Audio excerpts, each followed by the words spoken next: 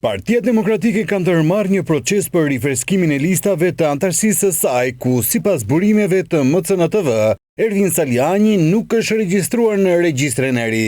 Ky është një hap zyrtar pas largimit nga grupi i WhatsAppit të kryesisë dhe pas deklaratave të kryedemokratit Berisha se është i vetëpërjashtuar pasi nisi takimet paralele. Një lëvizje e tillë nga PD zyrtare është interpretuar jo normale nga kryetaria e gjykatës brenda Partisë Demokratike Adriana Kalaja, por edhe nga analistët politik si Fitim Zekthi.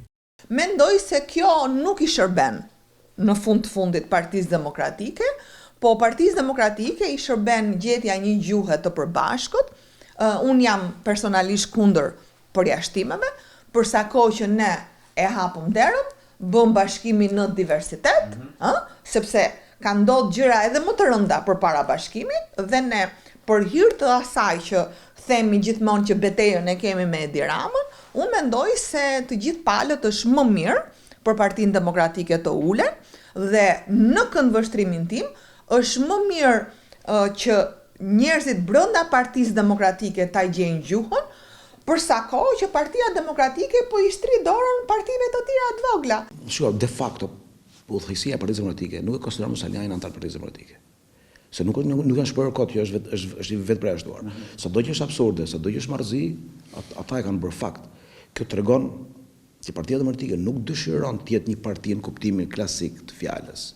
Një parti e lirë, e njerëzve të lirë, e mendimit të lirë, e debatit të lirë, e pamjet të lira, një parti e cila përpiqet të shndërrohet në instrumentin e shoqërisë për të ndryshuar qeverinë. Pra vetëpërjashtimi nuk është kategori politike. E dyta, nuk ekziston fare në statut e Partisë Demokratike një fjalë e tillë si vetëpërjashtimi. Kalaja shpjegon se cilat janë rastet që parashikon statuti i Partisë Demokratike për përjashtimin e antarësisë së saj, ndërsa sipas Zekthit, Saliani nuk duhet të ndërpresë aksionin e tij, edhe nëse PD do ta pengojë atë që të bëhet pjesë e garës në zgjedhjet e Partisë Demokratike.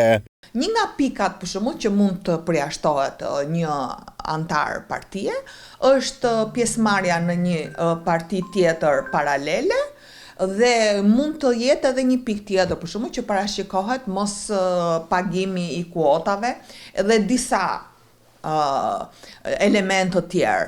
Por në çdo rast, vendimi i përjashtimit duhet të bëhet nga kryesia e degës, e cila ja paraqet kryesisë qendrore, ose direkt nga kryesia qendrore, sepse ka momente që vetë kryesia qendrore futet në disa